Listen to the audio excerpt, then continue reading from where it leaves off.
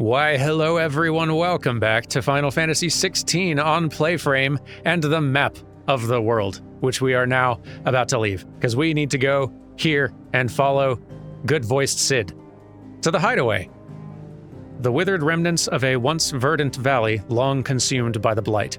One would have to be either extremely foolish or extremely desperate, or an extremely desperate fool, to make this wasteland their home. Even these area descriptions just feel extremely... I can feel the fingerprints of the Final Fantasy XIV crew in that text.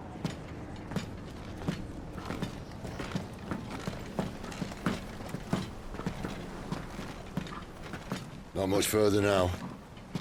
But we're in the middle of the Deadlands. Keen eye, you. The Blight sucked this place dry. Meaning no trees, no birds, and no magic. But it also means no neighbors. The last place anyone would think to look.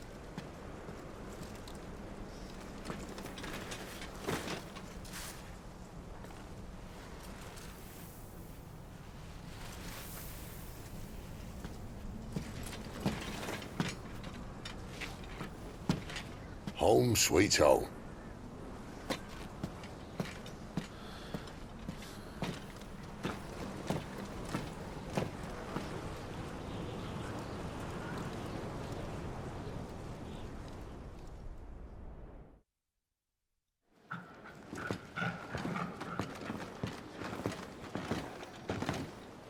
The swagger on this Cid.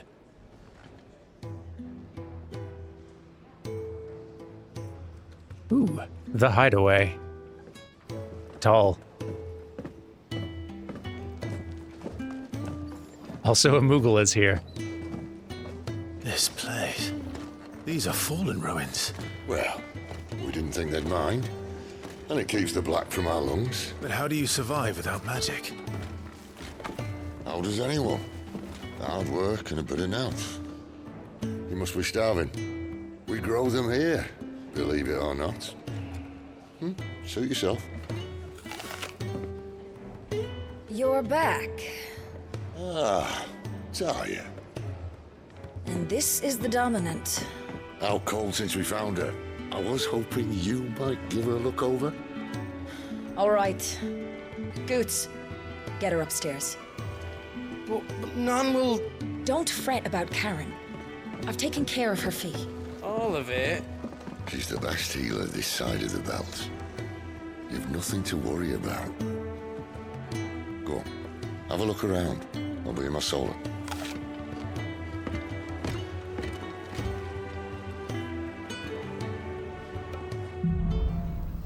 Hide away. I will have a look around, thank you. Pressing that button opens a detailed map of your current area. Main scenario destinations are marked with a thing. All right. Sounds like we're free to poke around, though. And we haven't had a lot of opportunities to do that yet, so I think I might. Still hungry, are you? Might have something round here. Might not be tons to do yet, but still. The washroom floor's all mended then? It'll hold. For now. That's a sort of for now, you really don't want to hear about a washroom floor.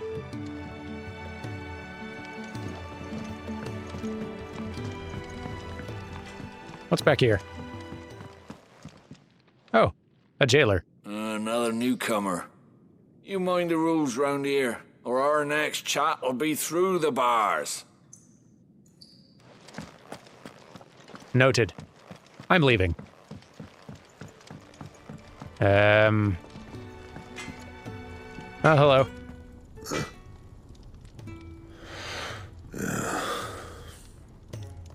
Busy? Okay. I'll come back later. Very curious about these fallen ruins. They look extremely different from any of the architecture we've encountered elsewhere. Maybe. They'll tell us about it? Maybe? Yes. The Fallen. an ancient yet highly advanced civilization whose relics can be found across the length and breadth of Valisthea. The material from which these relics are constructed is far sturdier than steel and cannot be worked by modern methods, so the people of the modern day have elected to build inside and around them instead. That makes sense. Tell me about more things. The Deadlands.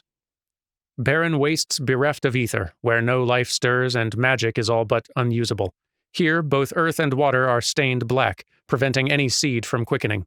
In recent years, the blight has spread even more widely, displacing whole nations before it, driving once peaceable fauna to violent desperation, and leaving silent devastation in its wake.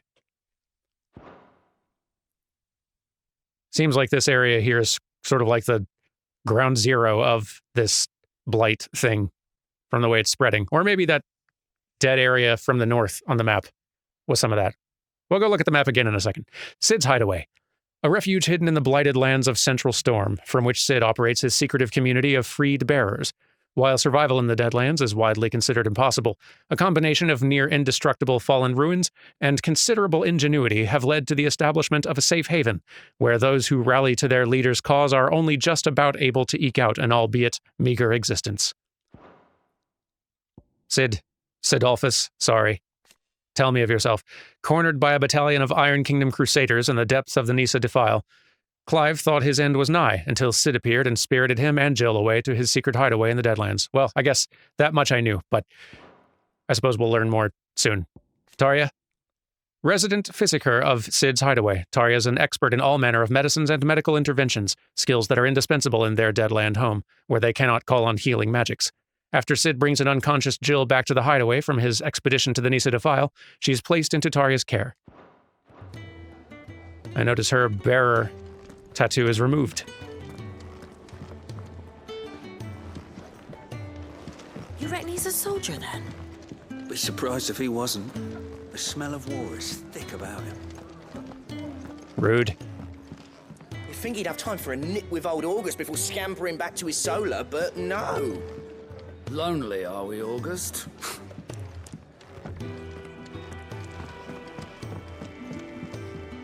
Lank-locked bearer? How you doing? If you can read, don't let Otto know. We'll put you to work on the ledgers too. Noted.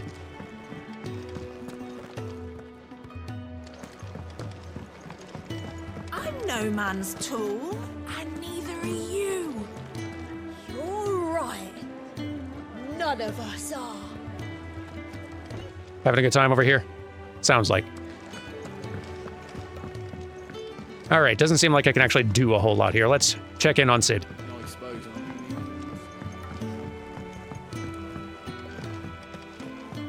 Yeah, these ruins are neat.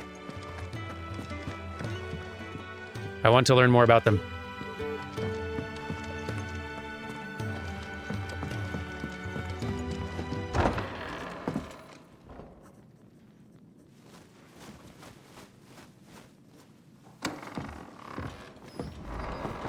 Just working on a pet project of mine.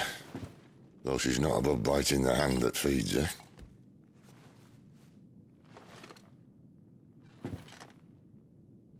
All right. I was hoping we might try and solve the mystery of poor Clive Rossfield. A bearer of the Sambrequois Imperial Army sent behind enemy lines. With orders to wait until it turned into a brawl, then slit the dominant's throat in the chaos. I didn't know it was her. How could it be? And so, to save her neck, you slit your sergeants, then set your sights on the hills. Conveniently forgetting how the Empire deals with deserters. Because with that on your chop, my friend, we both know you won't be getting far.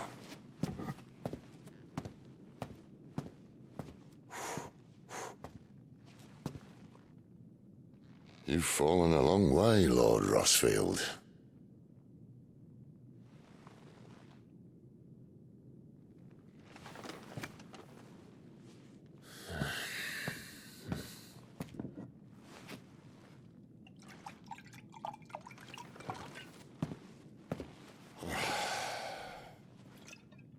I'll not have it said that I'm a poor host. What do you mean to do with her? Do with her? Why, nothing. Her life is her own now. If I wanted to use her, do you think I'd be talking to you? All I want to do is help.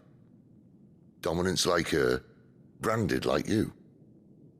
Of course, the realm doesn't approve, which is why we live in a cave.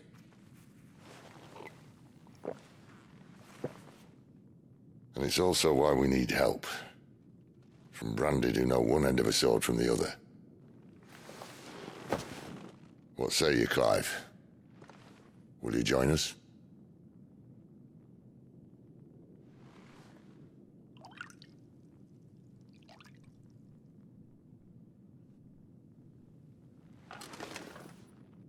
Sid, was it?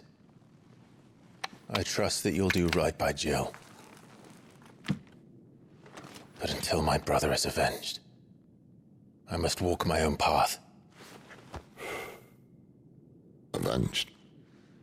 My brother was murdered by a second dominant of fire. The Phoenix's evil twin. Oh, bugger me. Another rumor proven true. I only stand here today because of Joshua. 13 years I've waited for this chance. I've slept in filth, drunk from a gutter, killed more men than I can count. You're right.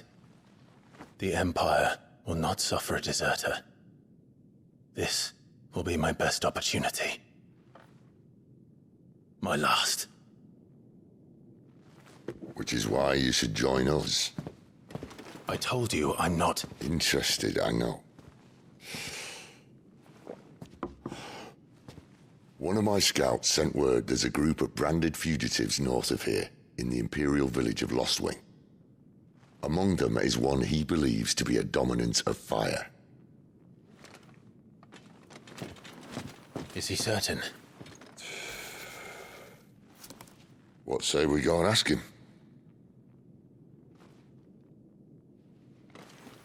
This doesn't mean I'm joining you.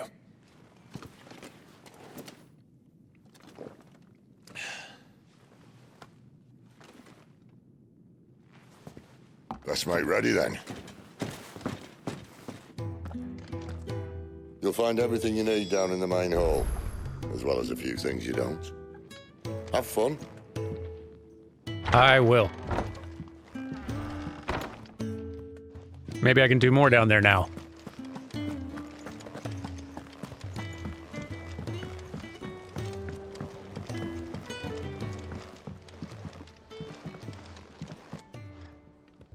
Torgal, you down here? He's in... Oh, no. Goots, was it?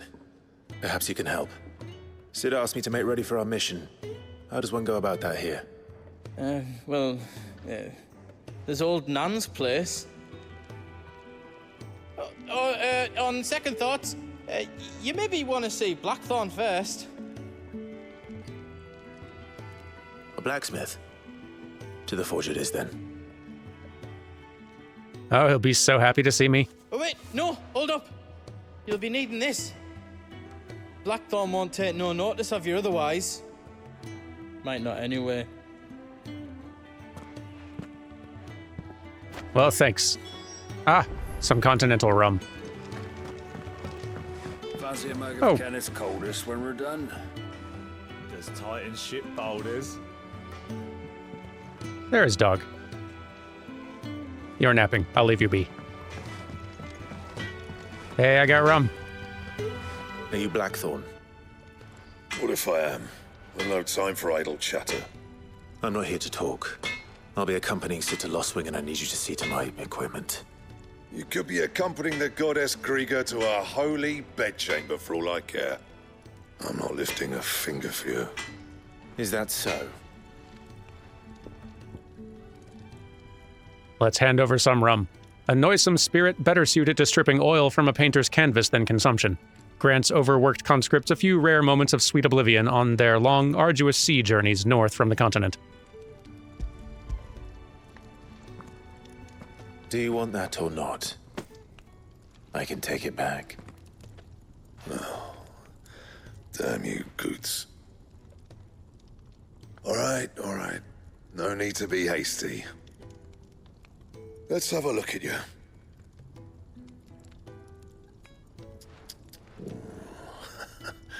I doubt that lot could stay a Moogle's fart.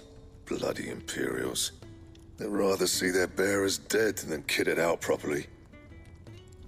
I'll do what I can, as a favor to Goot's mind. Seems like his branded tattoo was in a different location on the head. Still sort of removed, though. Forging. The crafting of new gear, as well as the upgrading of existing gear, can be done at a blacksmith as long as you've got the recipe and proper materials. Select a highlighted item from the list and hold X. Okay. An iron belt +1. Sure. It's better than what I got, and requires exactly as many iron fillings as I have.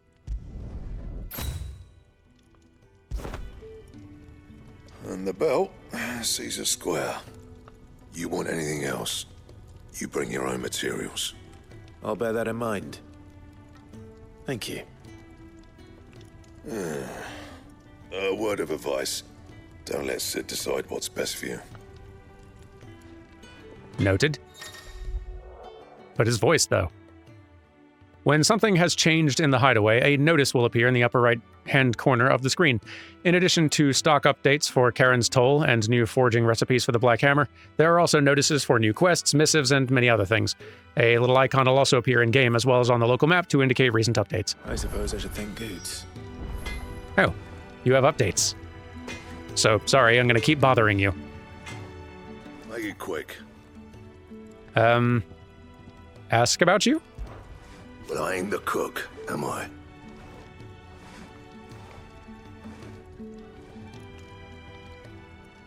Oh, I thought you were gonna say the rest. Is that on me? Though if you've tasted Kenneth's brown, I might as well be. Look. Oh, that's weird. Okay, they're just saying like the first word or phrase or something. And the rest is on me. Got it. Fine. Look, Sid needed a smith and I needed a smithy. Call it a marriage of convenience. Doesn't hurt that the forge here is the hottest this side of hell, or that it works without magic. I won't have no bearer suffering for me. You got anything needs repairing? That's a weird approach. Or there's a bug happening, not sure which. But I'm guessing that's on how it's supposed to work. You got anything that needs repairing or retooling, you bring it here. Along with your own materials, and any scraps left over I keep. It's a deal. What do you want? I don't think I have what I need. Well, this is an improvement too, and I got enough, so sure. Not bad, if I do say so myself. Haven't got what I need for the broadsword, though. Oh, could upgrade this further, that's kind of cool. You know, why not? Not my best work, but it'll do. And? Not bad. All right, let's look around. How's it going? Seeing as you're new, let me share a word of warning. Keep your hands out of the stores, or I'll cut them off and crate them with the others. I'm only teasing. We feed the hands to the dogs. I will give you your space.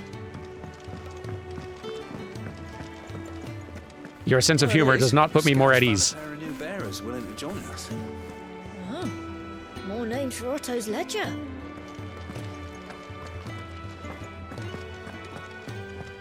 Anything over here?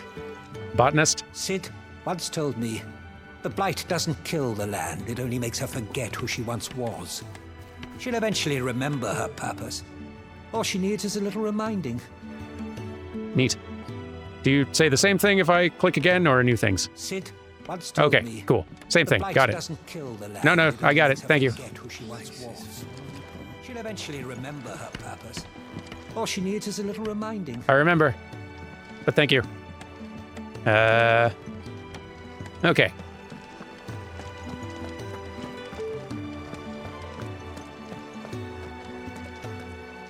Studious soul. Your brand. Lady Tyre might be able to see to that. You may have been born a slave, but you're a free man now. Appreciate that, thank you. Leave me be. Not until you've had your medicine. I appreciate that they do have some just banter going on around you that you don't have to stop and click on folks to get. It'll just kind of happen around you. And if you want to stop and listen to it, you can, but you don't have to. You another one of Sid's strays? What? We all are. Little uns, big uns, and everything in between. We're a damn sight better off here than out there in the world.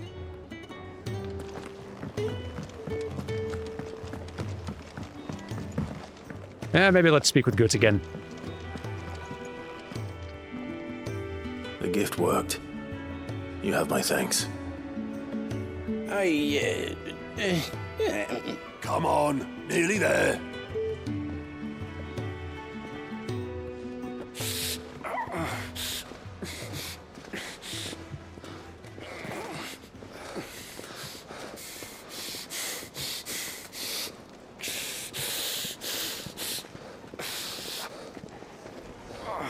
You, blankets, quick as you like.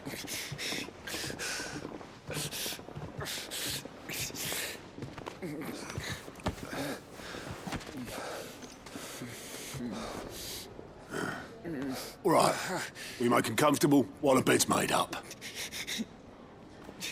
Well, you're just gonna stand there? Someone fetch some water.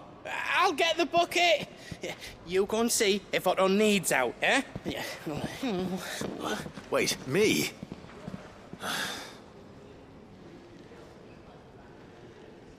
Yep, sorry, Clive, we're here to help now. What the hell have I got myself into?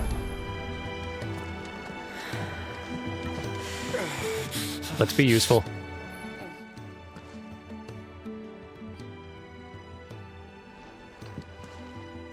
Who are they? Huh? They're freed Imperial bearers. Who the hell are you? Shit, at this rate, you won't make it through the night. Think you can find your way up them stairs to the infirmary? We need Tyre. Well, go on. Shift your ass. Shifting. Was Ty the one looking after Jill?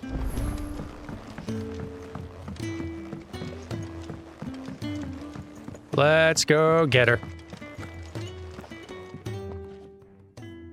Your friend needs her rest. There'll be time for tearful reunions once she's recovered.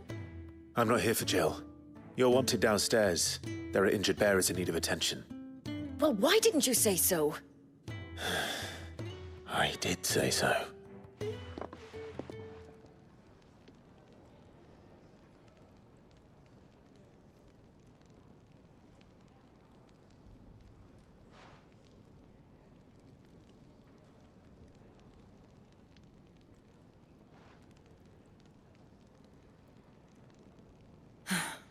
He's going to be all right. But I'll need to examine them both in the infirmary. My work's just begun.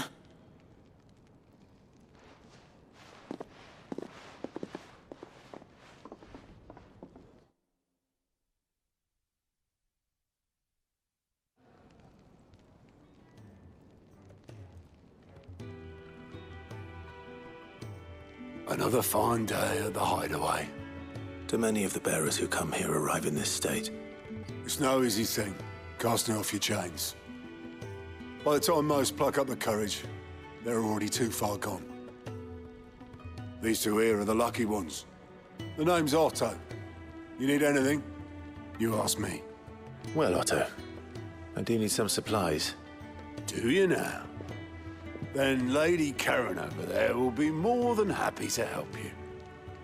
Right. Oh, and thanks.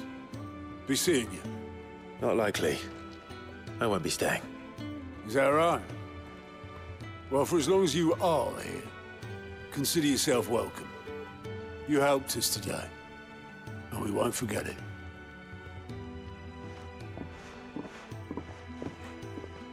Helped is a strong word.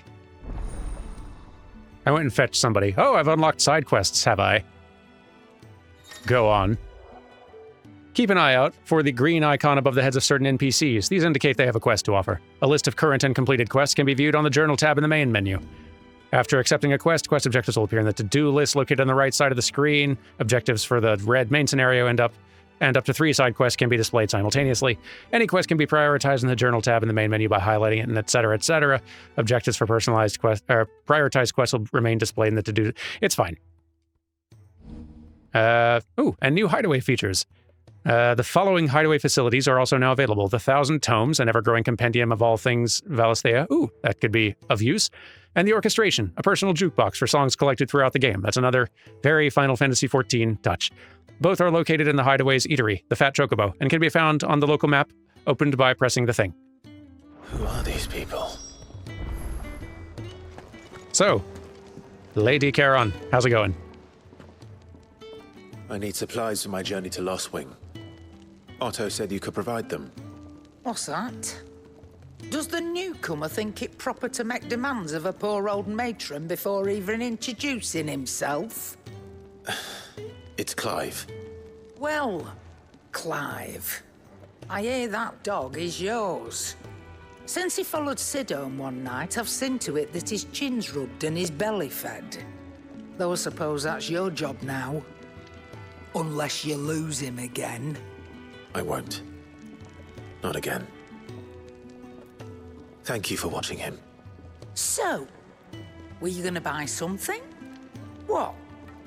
You didn't think I'd shower your lordship with my hard-won wares while you swagger about with a pocket full of gil? Life doesn't work that way, lad. Now, let's see some coin. Hopefully I have some. Both consumable items and gear can be purchased at shops. Shop stock changes as the story progresses, so be sure to check in frequently. All right. I have... how much? 516. Well, that's enough to get a broadsword, which is slightly better. So sure. You'll not find a better price than that. And I could restock on potions, but seems there are plenty to be found out and about. That's all.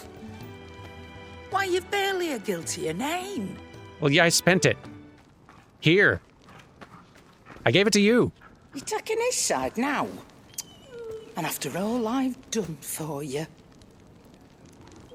All right. All right, I can make an exception.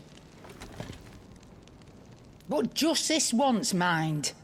My stores are getting cluttered and I need to make room for the next shipment. Thank you. Thank me? Thank your dog.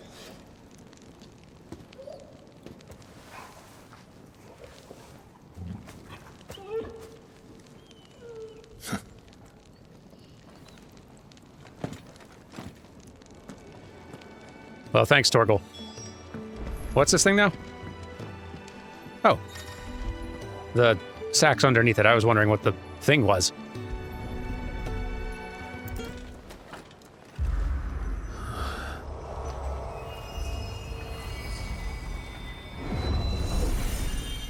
Neat. The Arita Stone is now accessible. This customizable virtual battlescape provides Clive a safe location to test out new abilities and train against all manner of enemies. Additional options will become available as Clive progresses through the story. Cool. That's helpful, especially with a combat system like this. Hall of Virtue. You sure? Let's go. Commence training.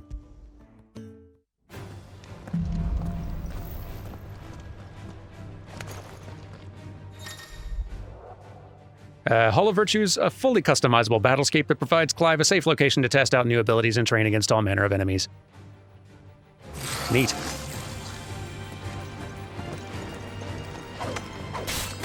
I will probably take good advantage of this space in between sessions, if I'm able to access it.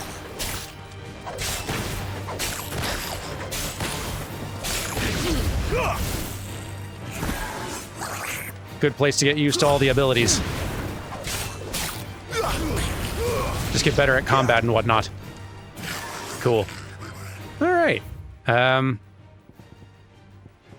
Lots of customizability too. That's nice. But okay, I'm good for now.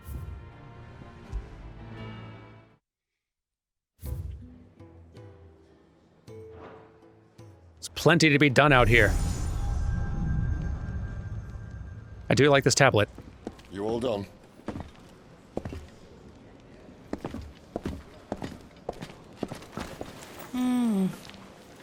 Leaving already, are ya? It's you I'll miss the most, Lady Karen. It always is. Don't stop you going, does it? This should be fun. Right. Oh, I was going to keep poking around, actually.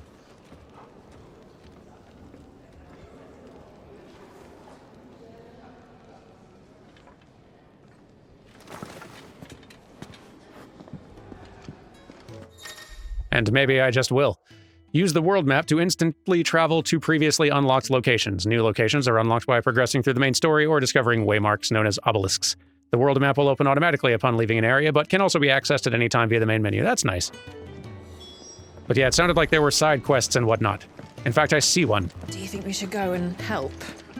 It sounds like... Don't think I haven't noticed you stealing sips from that pot. What? Ah, a new face. And, dare I hope, a willing pair of hands. The fat chocobo is a demanding mistress, and we are too few to keep her on her feet. Might I persuade you to deliver a meal or two to souls in need of sustenance?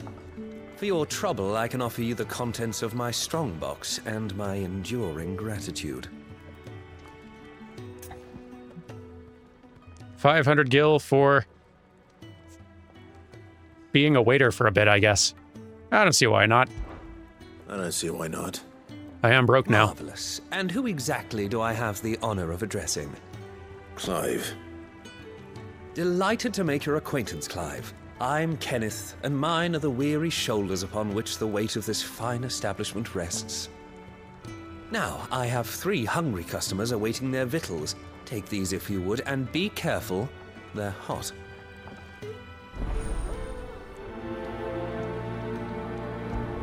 Darn right, I'm gonna prioritize this quest. You kidding me? Oh, meal. How long has it been?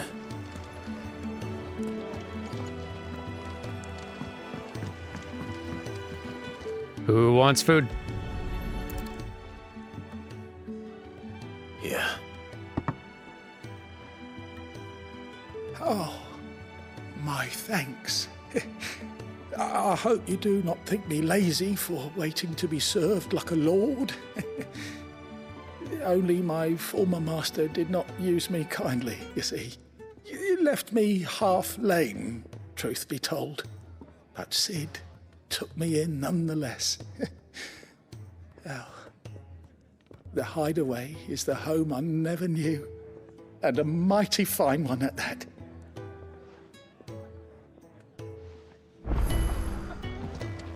Seems like these will be a good way to get a little bit more world building in between the cracks. And also to serve food. Your food. I was hoping it might be. Well, doesn't this look fine? Thank you, lad. You're new, aren't you? Kenneth's running you ragged already, I expect, the old rascal. Well, he did say he'd give me something for my trouble. And so he should. We're not slaves anymore. Well met, lad, and keep up the good work. I try. Who needs food?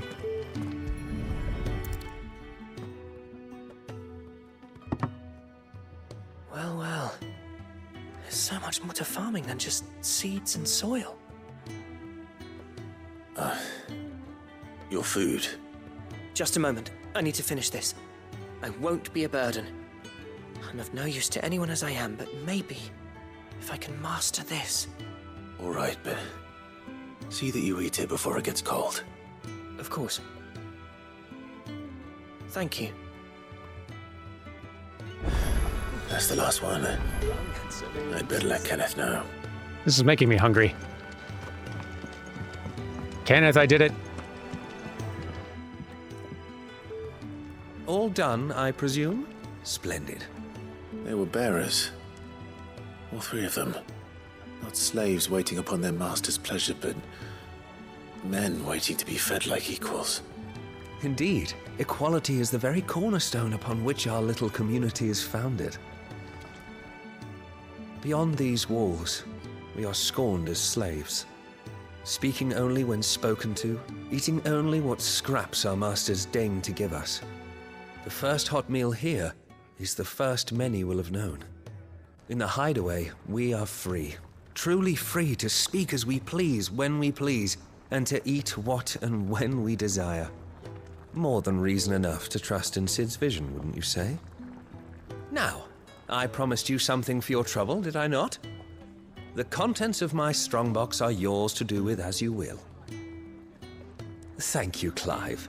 Do come and visit me again, won't you? I might just. Yeah, the face animation in these little minor side quest scenes definitely a lot weaker, in part just because it's not being supported by the body animation. Like, they're very disjointed feeling, which is hard to avoid. But it still looks better than minor characters in 7 Remake, so at least they've improved a bit from that. To most, this nondescript lump of rough-hewn stone is but a nuisance upon which to stub one's toe. To the blacksmith, however, it is much, much more, for the metal contained within may be fashioned into inexpensive yet durable gear favored by warriors across the realm. That probably didn't have to be read, but now you know. Countless treasure coffers lie across the realm just waiting to be plundered. If you find one, don't hesitate to kick it open with X and reap the bounty. Go on, no one's looking. Well, all right. Ooh, that's a new accessory, that is. So hang on. What's it do? Increased defense by 10. Well, that's just good. I'll have it. The Ironblood were quick to sound the retreat once Titan turned up. So this is the orchestration thing. The jukebox, basically. Background music played in the Hideaway can be changed by accessing the orchestration. The track list is expanded using orchestration roles acquired from main scenario quests, shops, or treasure coffers. Pretty much exactly how they handle it in the MMO. Cute. Hello, Spoony Bard. What a fun reference you are. When lightning struck, his yoke did break, his life his own again. With thunder's roll, he knew his fate and would fight it to the end. Well, what do you think? I woke this morn inspired. Well, good for you. I see another green little quest marker over there. That seems to need doing. Where to next? For now, we rest. I heard they escaped their masters in the Imperial capital. Really loving this architecture. In a lot of Final Fantasy games, this probably, I probably wouldn't even bat an eye at this. But I suppose one advantage to having a lot of the setting being more grounded in just kind of standard medieval looking stone castles and whatnot, which usually I don't go for. Like, that look usually, it just kind of feels a bit drab and boring to me. It does make the stuff that is more fantastical when you encounter it, whether it's magic or just kind of like more alien feeling fantastical architecture, it like pops and stands out and gets your notice in a way that it might not otherwise. And they're getting a lot of mileage out of that, which I like. This whole place is falling apart. Jeffrey. Damn it. We'll be needing more wood. But if I step away to fetch any, this lot will be down around our ears. Ah, you there. Perfect timing. I couldn't persuade you to fetch me some timber, could I? I'd be happy to. Doesn't seem like there's a reward for this, but, you know, I can be useful. I'd be happy to. Oh, thank you.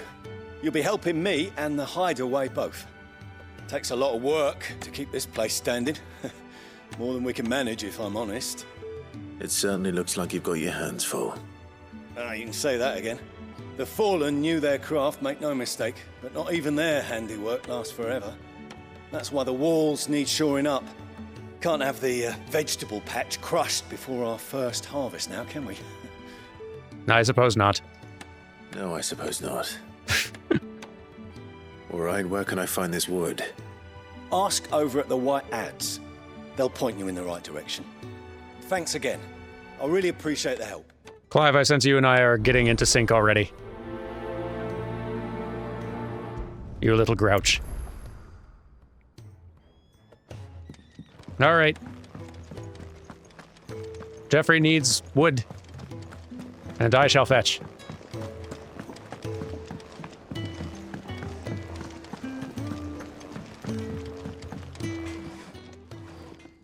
Excuse me. The man working over by the garden sent me to fetch some wood. Ah, that'll be Jeffrey, master carpenter. Luck would have it, we've just finished cutting the timber he's after. You take as much as you need from the stack. Thank you. No, not at all. We appreciate the assistance. Doesn't help that they're kind of auto-generated, like, mouth flapping for the language does not really feel at all synced up to what they're saying. Just really rough or unpolished or... I better get this to... Jeffrey, was it? Just rough or unpolished generated stuff that no one really went into further finesse. And with the amount they've got in this game, there's gonna be stuff that, like, you're gonna have to prioritize some over the others, so that makes sense.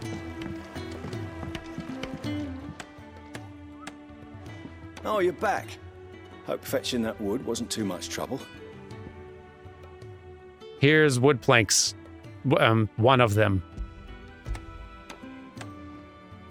Hope it helps. Will this be enough? This will do nicely, thank you. With a bit of luck, the walls won't be falling in on us just yet. That sounds ominous. Oh, it's not as bad as all that. And it's a damn sight better than the alternative. We're safe, we're warm, and we're hidden. What more could we ask for? Now stop fretting and take this. You've earned it. Welcome to the fold. Oh. There's no need to... That's not a matter of need, my friend. You're one of us now. And here I thought there was no reward for this one.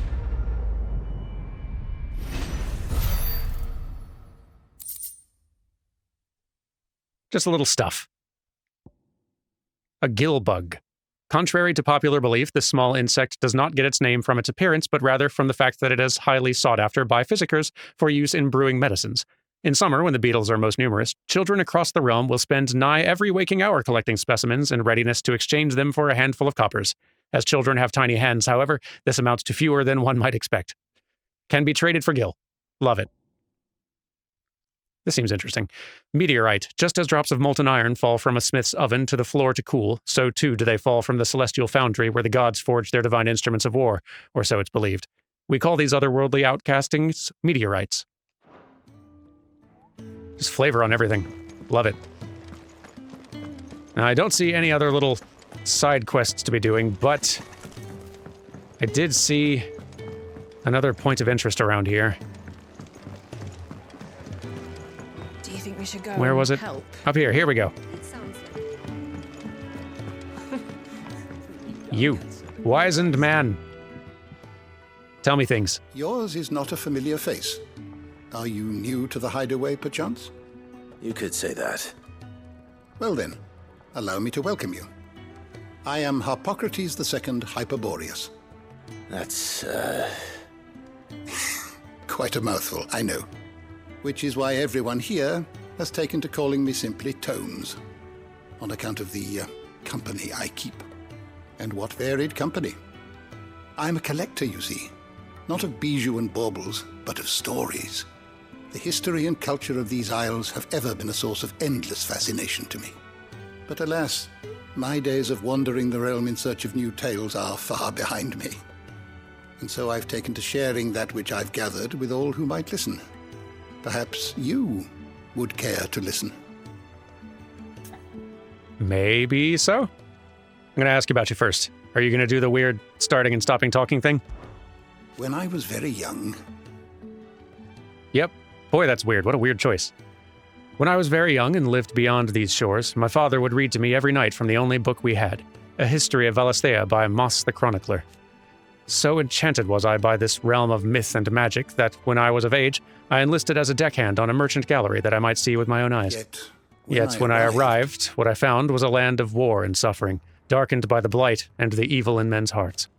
Still, I was determined to follow in the footsteps of Moss and record what I could, and so I did, in all manner of places, and all manner of roles, until my aging legs could carry me no longer. Fortunately, Sid found me by the roadside, so to speak, and offered me a place here where I might continue my studies, albeit without the wandering. Well, thanks. I probably shouldn't ask every single person every little thing, or we will literally never finish this playthrough, but I have a few new notes that might interest you. The 1,000 Tomes is a comprehensive compendium of Valisthian lore, covering everything from basic terms to important persons, geography, and history. New information is constantly added as Clive progresses through the story. Past active time lore entries can also be viewed here. Oh, great. Good. I have compiled some new entries, if you would like to see them. Clive tells Harpocrates of his adventures, and Harpocrates updates the tomes. If you have a question for me, I should be happy to answer it. Neat and excellent. So this is where we can catch up on any little bits that we might have missed. So all right, here. Since we've kind of gone a good episode's length already here today, let's spend the rest of today scanning through this.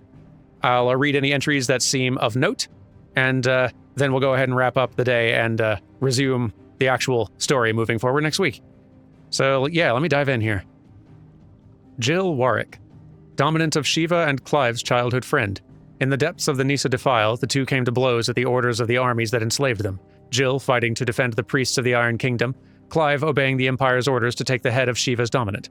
Exhausted from her tilt with Titan, Jill came close to falling to her assassin's blades, but was spared at the last moment when Clive's memories of their time together came flooding back. And also, you can kind of read the previous entries as they come up. This by itself kind of makes this system better than just going to a wiki page where you could so easily just read a spoiler of some kind. Like having these update constantly as you progress is real nice. Torgal, Clive's faithful friend. The two were separated on the night of the tragedy at Phoenix Gate, yet reunited 13 years later in the depths of the Nisa Defile. In the intervening years, Torgal not only grew into a fine hound, but met with Sid, who trained him to work as a hunting dog. After meeting with Clive again, Torgal gladly returns to the service of his former master. Ambrosia, Clive's personal steed. During the attack on Phoenix Gate, she raced to Clive's rescue, saving him from certain death at the cost of an eye, a price she gladly paid. Hopefully we'll catch up to Ambrosia eventually. Benedicta Harmon, commander of the Kingdom of Walud's elite intelligencers, who sits by her liege's side at the highest tables of state. Most recently in their negotiations with the Dalmex at the Zernitra stronghold. But Barnabas is not the only one with whom she shares a special bond. Benedicta also has eyes and ambitions for Hugo Kupka. I don't know who all these names are, but that's okay. That's why we have this big compendium, and I do appreciate that they have related topics down here. Who is Hugo? Ah, yes, Titan, of course. Kupka's awakening as the dominant of the icon Titan thrust him to the forefront of Dalmekian politics, winning him influence over both the Republic's armies and its policymaking, as well as a personal fortune. He has little love for his country, taking advantage of his position to benefit himself and himself alone. His love for Benedicta Harmon, however, is absolute, and he would gladly betray his every ally just to be with her. Speaking of, Titan, the Warden of Earth, of whom Hugo Kupka is the current dominant. He takes the form of a stone-skinned giant, whose granite fists shake the earth with every mighty pummel. Titan's dominant awakens among the peoples of the Dalmekian deserts, the recipient of his strength being granted great power and status by the Republic in return for a commitment to protect the nation in times of war. Priming has been a term mentioned a lot. Let's check that out. Priming is the act of a dominant transforming their living flesh into that of their icon. Dominants most often prime during times of war, using the immense strengths of their icons to turn the tides of battle. Though it is usually done deliberately, the dominant remaining in control of the icon even when primed, on occasion a dominant will lose control of their powers and see their icon run riot. Anything more on the icon specifically? Magical beings of godlike strength who dwell within human hosts, known as dominants, only emerging when the dominant primes. History records 8 icons in total, each with a unique elemental affinity. It is commonly held that two icons of the same element cannot coexist, but as none has ever witnessed all of these rare creatures together, the conjecture is yet to be proved. Tiamat, a bearer in service of the Holy Empire of Sonbrick. Tiamat, or the man who now bears the name, is the leader of the Bastards, a squadron of elite assassins. It was on a mission to take the head of Shiva's dominant in the Nisa Defile that his subordinate, Wyvern, real name Clive Rossfield, turned upon him and cut him down. Valisthea, a realm comprising the twin continents of Storm and Ash, over which the Mother Crystals stand timeless vigil. At the foot of each, great cities have risen up over the eons, and around them, powerful nations. Though the land has been blessed with the light of magic since time immemorial, in recent years a creeping blackness has begun to gnaw at its borders, the Blight. Storm is the western of Valisthea's two great continents. With its frozen northern reaches, its temperate marshy midlands, and the searing heat of the south, it boasts a breadth of climes and cultures not seen anywhere else in the known realms. The Night of Flames, an imperial attack on Rosarian forces stationed at Phoenix Gate, made under the cover of night in the year 860. Archduke Elwyn Rossfield was killed in the fighting, as were his two sons, though the bodies of the latter were never recovered, having thought to have been wholly consumed by hellfire. The attack was widely rumored to have been facilitated by the traitorous Duchess Annabella, although official explanations attempted to shift blame onto the Phoenix having run inexplicably rampant. We've been hearing a lot about this empire in bits and pieces. Let's get some clarity. The Holy Empire of Sonbrick, a nation occupying the northeastern reaches of the continent of Storm, with the great city of Oriflamme as its capital. Can't wait for someone to say that out loud, because I bet it's nowhere near what I said. Sonbrick is the realm's largest theocracy and home to the Mother Crystal Drake's Head. Under the rule of the Holy Emperor, the people of Sonbrick enjoy a life of plenty thanks to the crystal's blessing, which they believe to be a gift from the goddess Grigor herself. The Dalmekian Republic, a nation formed from a federation of 5 smaller states. It's located in the southern half of the continent of Storm and has its capital at Rondella. It is also home to the Mother Crystal known as Drake's Fang. There is no official state religion, and citizens are free to worship as they please. Dalmekia's key political entity is the Parliament, which is formed of ministers representing each of the states, with the Prime Minister at its head. The Kingdom of Waloed, the sole surviving nation in Ash. Waloed has its capital at Stonehir, home to the Mother Crystal of Drake's Spine. A warlike land, its considerable military might serves to keep neighboring countries at bay. While Waloed does maintain a notional alliance with the Dalmekian Republic in Southern Storm, it is very much a marriage of convenience. And the Iron Kingdom, which we've touched on, but I think it's been updated. An archipelago nation situated off the west coast of Storm, with its capital at Krieg-Lost... I'll wait for them to say that out loud. The Mother Crystal, Drake's Breath, rises from a volcanic island situated just within its borders, and is worshipped as a god, just as the state religion, the Crystalline Orthodox, dictates. This same religion decrees the use of magic to be anathema, and the bearers and dominants who use it to be sinful aberrations, leading to even greater discrimination than that suffered by their brethren on the mainland. Given their stated desire to control all the mothers, the Ironbloods' attitude to other nations is one of indelible antagonism. Let's read that Crystalline Orthodox, actually.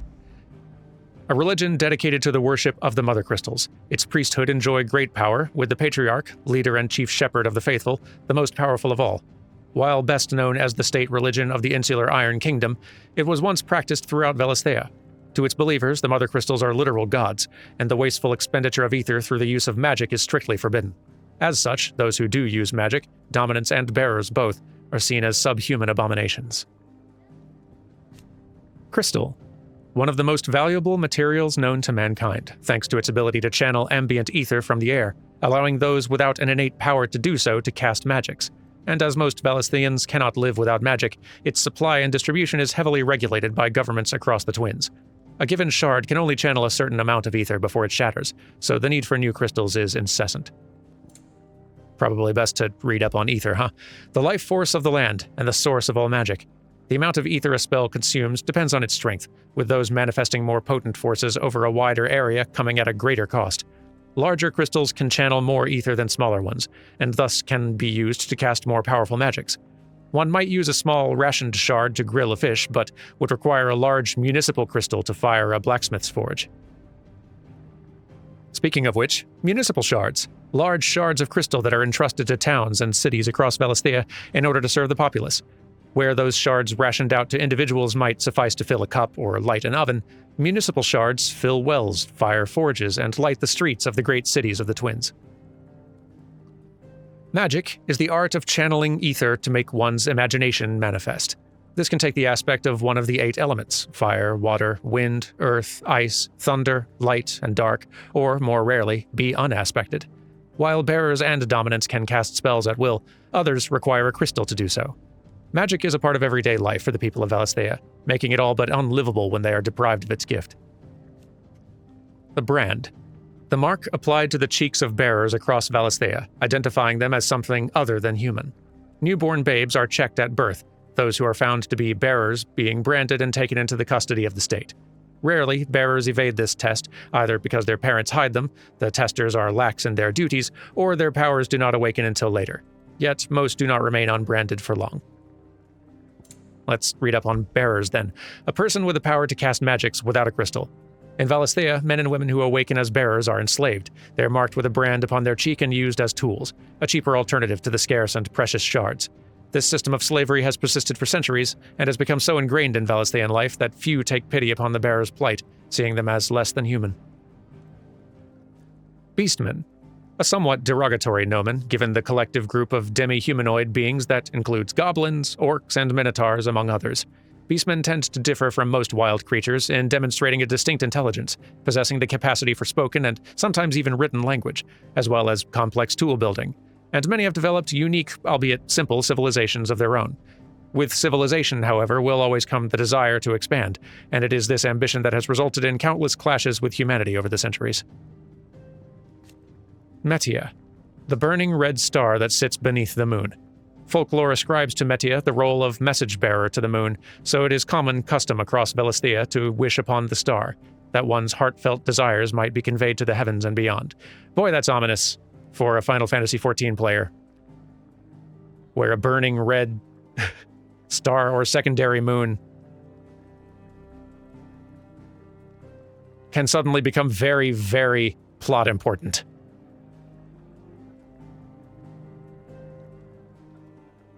It can have an impact, let's say.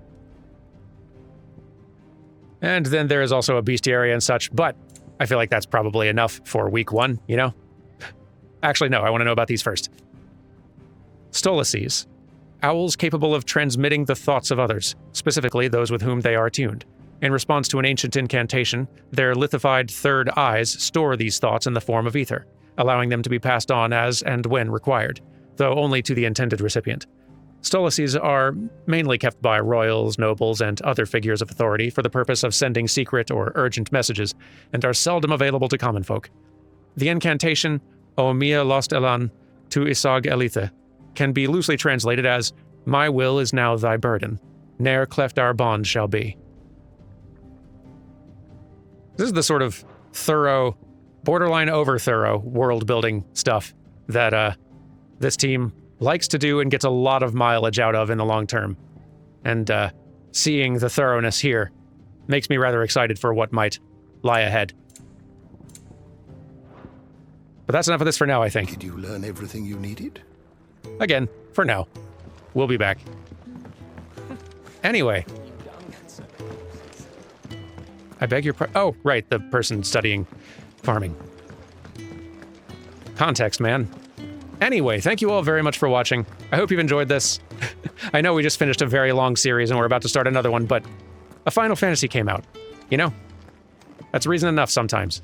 Anyway, take it easy, have a lovely weekend, and I'll see you on Monday for more Final Fantasy XVI. Take care and goodbye.